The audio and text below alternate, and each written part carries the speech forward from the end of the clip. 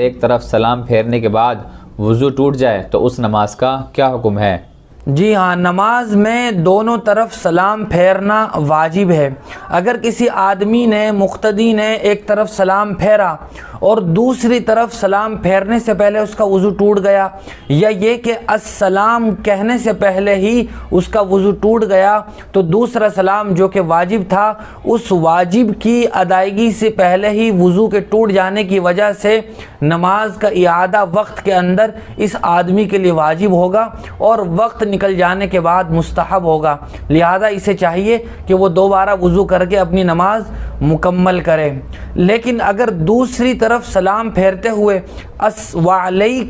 وعلیکم السلام یہاں تک تو اس کا وضو نہیں ٹوٹا، لیکن ورحمۃ اللہ وبرکاتہ میں وضو ٹوٹ گیا تو اس سے کوئی فرق نہیں پڑے گا، چونکہ ورحمۃ اللہ وبرکاتہ کہنا واجب نہیں ہے، سنت ہے۔